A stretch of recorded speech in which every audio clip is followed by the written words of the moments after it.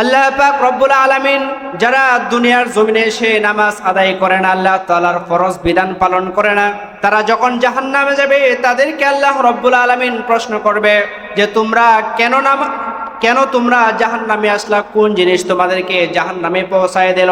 তারা বলে, আল্লাহ রব্বুল আলামিন কোরআনুল কারীমের মধ্যে বলেন, ক্বালু লাম নাকু মিনাল মুসাল্লিন ওয়া লাম নাকু নুতঈমুল মিসকিন। তারা জবাব দেয়, আল্লাহ রব্বুল আলামিন দুনিয়ার জমিনে আপনি আমাদেরকে পাঠিয়েছিলেন ঠিক, আমাদেরকে শক্তি দিয়েছিলেন ঠিক, চোখের মধ্যে পাওয়ার দিয়েছিলেন ঠিক, সব কিছু দেওয়ার পরেও আমরা মসজিদের মধ্যে গিয়ে আপনার ফরজ বিধান নামাজ আমরা আদায় করতাম না। ঠিক কিনা ভাই? তারা বলে, ক্বালু লাম নাকু মিনাল মুসাল্লিন, আমরা মুসল্লি ছিলাম না। অনেক ভাইদেরকে দেখতাম আমরা আমাদের পাশ দিয়ে মসজিদে যেত, আমিও দোকানদার ছিলাম, আমার পাশে আরেকটা ভাই দোকান ছিল তাও সেও বেচা কেনা করতো, আমিও বেচা কেনা করতাম। কিন্তু যখন মসজিদ থেকে আল্লাহু আকবার আল্লাহু আকবার আজানের ধ্বনি যখন চলে আসতো, মসজিদ থেকে মুয়াজ্জিন সাহেব যখন আজানের ধ্বনি দিত, তখন আমার দোকান খোলা থাকতো, কিন্তু আমার পাশের ভাই মসজিদে গিয়ে নামাজ আদায় করে আসতো, কিন্তু আমি মুসল্লি ছিলাম না, নামাজ আদায় করতাম না।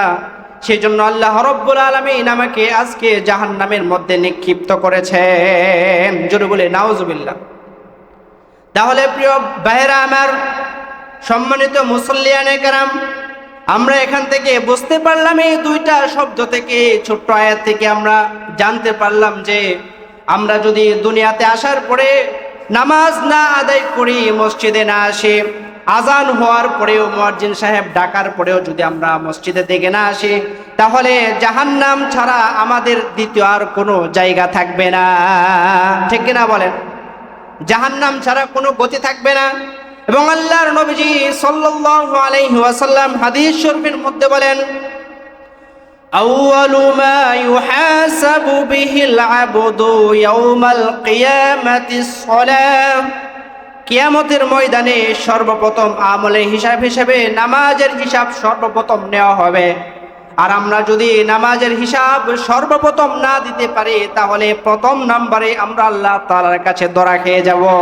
ঠিক কিনা বলেন? সেজন্য ভাইরা আমার, বন্ধুগণ, মা বোনেরা, যাদের কান পর্যন্ত এই আওয়াজ পৌঁছতেছে, এটা উলামায়ে কেরামের দায়িত্ব। ইন্নাল উলামা ওয়ারাসাতুল আম্বিয়া। উলামায়ে কেরাম হলো আলেমরা হলো, উলামায়ে কেরাম হলো নবীদের ওয়ারিস, পয়গম্বর গণের ওয়ারিস, উত্তরসূরি। তারা এই দিনের দাওয়াতগুলো আপনাদের কানের মধ্যে পৌঁছে দিয়েছেন। সেদিন যদি বলা হয় যে আমার কানে কোনো আওয়াজ পৌঁছায় নাই, এরকম আল্লাহ রাব্বুল আলামিন দুই কাদের মধ্যে যে দুইটা ফেরেশতা নিযুক্ত করে দিয়েছেন, তারা লিপিবদ্ধ করছেন যে আমরা কখন কোন কাজের মধ্যে যাচ্ছি, কখন নামাজ পড়ছি না, আবার কখন নামাজ পড়ছি, আবার কখন মসজিদে আমরা আসতেছি না। ঠিক কিনা বলেন? সেজন্য সম্মানিত ভাইরা আমার, বন্ধুগণ, 5 ওয়াক্ত নামাজ আদায় করতে হবে। আল্লাহ নবীজি বলেন যে নামাজের হিসাবটা সর্বপ্রথম নেওয়া হবে। এবং অন্য একটা হাদিসের মধ্যে আল্লাহ নবীজি বলেন, মিফতাহুল জান্নাতি সালাহ, নামাজ হলো জান্নাতের চাবি।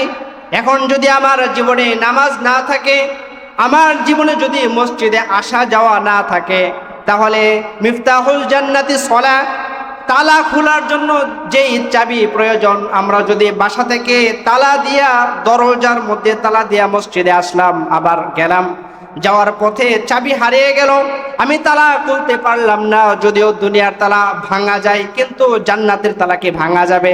জোরে বলেন, যাবে? জান্নাতের তালা ভাঙা সম্ভব হবে না।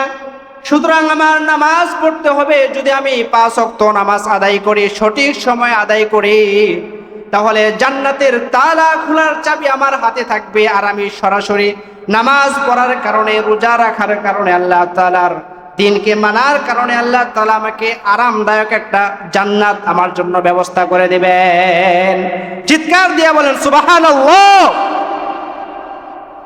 জান্নাতের ব্যবস্থা করে দেবেন। আর যদি আমরা নামাজ আদায় না করি, নামাজ না পড়ি, তাহলে আল্লাহ রাব্বুল আলামিন আমাদের জন্য জাহান্নামের ব্যবস্থা করে দেবে। জোরে বলে নাউজুবিল্লাহ। সেজন্য বন্ধুগণ আমার, নামাজ আদায় করতে হবে, নিজে নামাজ আদায় করতে হবে, পরিবারের প্রত্যেকটা সদস্যকে নামাজ পড়তে হবে, ছেলে এবং মেয়ে নামাজ পড়তে হবে, বাবা নামাজ পড়তে হবে, মা নামাজ পড়তে হবে, আশেপাশের যারা মানুষ আছেন তাদেরকেও নামাজের জন্য দাওয়াত দিতে হবে। আল্লাহ রাব্বুল আলামিন বলেন, আল আমরু বিল মা'রুফ ওয়ান নাহি আনিল মুনকার, তোমরা মানুষদেরকে সৎ পথের আদেশ করো, অসৎ কাজ থেকে বারণ করো। মানুষ যেন ভালো ভালো কাজগুলা দুনিয়ার ভিতরে করে এবং খারাপ কাজ থেকে নিজেকে যেন বাঁচায় রাখে, এবং পরিবারের সদস্যরা, পরিবারের প্রত্যেকটা মানুষ, আশেপাশের প্রতিবেশী যারা আছে তাদেরকেও আল আমরু বিল মা'রুফ এই কথার আদেশ দিতে হবে, ওয়ান নাহি আনিল মুনকার এই কথা থেকে নিষেধ তাদেরকে করতে হবে। আমি শুধু 5 ওয়াক্ত নামাজ আদায় করলাম, আমার ছেলে মেয়ে নামাজ পড়ে না। আমি 5 ওয়াক্ত নামাজ আদায় করলাম, ফজর সহ, জুমা সহ, রোজা রাখলাম, হজ করলাম, যাকাত দিলাম, সব দিনের দায়িত্বগুলা পালন করলাম, কিন্তু আমার জীবন সঙ্গিনীকে বললাম না তুমি 5 ওয়াক্ত নামাজ আদায় করো। আমার সন্তানেরা বালেগ হয়েছে, মেয়েরা বালেগা হয়েছে, আমি তাদেরকে নামাজের কথা বললাম না। সেজন্য আল্লাহ রাব্বুল আলামিনের দরবারে আমার দরা খাইতে হবে, কারণ তারা ছিল আমার অধীনস্থ, আমার দায়িত্ব ছিল তাদেরকে নামাজ পড়ার কথা বলা। ঠিক কিনা বলেন? আল্লাহ নবীজি বলেন, আলা কুল্লুকুম রাইন ওয়া কুল্লুকুম মাসউলুন আন রাইয়াতিহি, পৃথিবীর মধ্যে প্রত্যেকটা মানুষ দায়িত্বশীল, তাদের দায়িত্ব সম্পর্কে কিয়ামতের ময়দানে আমি জিজ্ঞাসা করব। যখন আমাকে বলা হবে তুমি তোমার সন্তানদেরকে নামাজের কথা বলেছিলে কিনা, যখন মাকে বলা হবে তুমি তোমার মেয়েকে নামাজের জন্য কথা বলেছিলে কিনা, আজান পড়েছে, আজান দিয়েছে, নামাজ আদায় করো, যদি সে কথা মা মেয়েকে না বলে, বাবা সন্তানকে না বলে, ভাই ভাইকে না বলে, বন্ধু বন্ধুকে না বলে, তাহলে আল্লাহ রাব্বুল আলামিন যে দায়িত্ব দিয়েছেন, আল্লাহ নবীজি বলেছেন, আলা কুল্লুকুম রাইন ওয়া কুল্লুকুম মাসউলুন আন রাইয়াতিহি, পৃথিবীর প্রত্যেকটা মানুষ দায়িত্বশীল, তাদের দায়িত্ব সম্পর্কে জিজ্ঞাসা করা হবে। যখন আমার দায়িত্ব সম্পর্কে জিজ্ঞাসা করা হবে যে আমি তাদেরকে নামাজের কথা বলেছিলাম কিনা, আমার বন্ধুকে জিজ্ঞাসা করা হবে তুমি কি তোমার বন্ধুর নামাজের কথা বলেছিলে কিনা, তখন আমরা যদি না বলে থাকি, নামাজের দাওয়াত না দিয়া থাকি এবং ইবাদত করার দাওয়াত না দিয়া থাকি, খারাপ কাজ থেকে বিরত থাকার কথা না বলে থাকি, সেই দিন এই দায়িত্বর অবহেলা আল্লাহ তাআলার কাছে প্রকাশ পাওয়া মানে হলো আমাদের জাহান্নামের ঠিকানা হয়ে যাবে। ঠিক কিনা বলেন? সেজন্যে আমাদের নিজেদেরও নামাজ আদায় করতে হবে, বন্ধু বান্ধব যারা আছে তাদেরকেও নামাজের কথা বলতে হবে।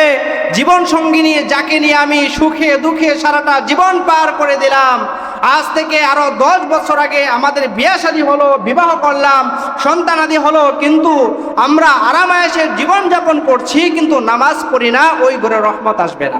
ঠিক কিনা বলেন? শান্তি থাকবে না। কারণ যে ঘরের মধ্যে নামাজ থাকবে না, যে ঘরের মধ্যে কুরআনুল কারীমের তেলাওয়াত থাকবে না, ওই ঘরের মধ্যে রহমত আল্লাহ তাআলা নাজিল করবে না, নাজিল হবে না। যে ঘরের মধ্যে নামাজওয়ালা বান্দা থাকবে না, সারাক্ষণ শুধু টিভি সিনেমা চলতে থাকবে, ওই ঘর থেকে রহমতের ফেরেশতা চলে যাবে এবং শয়তান এই ঘরের মধ্যে তারা আকড়া করে ফেলবে। ঠিক কিনা বলেন? আর শয়তান যখন এই ঘরের মধ্যে বাসা বাঁধবে, স্বামী স্ত্রীর মধ্যে মহব্বত থাকবে না, ভাই ভাইয়ের মধ্যে মহব্বত থাকবে না, এই ঘরের মধ্যে শান্তি থাকবে না, শান্তি আল্লাহ পাক রব্বুল আলামিন উঠায় নেবেন এবং অশান্তি দ্বারা এই ঘরটা আল্লাহ রব্বুল আলামিন পরিপূর্ণ করে দিবেন। জোরে বলি নাউজুবিল্লাহ। সেজন্য বন্ধুগণ আমার 5 ওয়াক্ত নামাজ পড়তে হবে, নামাজ ছাড়া কোনো গতি নাই। আল্লাহ নবীজি সাল্লাল্লাহু আলাইহি ওয়াসাল্লাম যখন মৃত্যু শয্যায়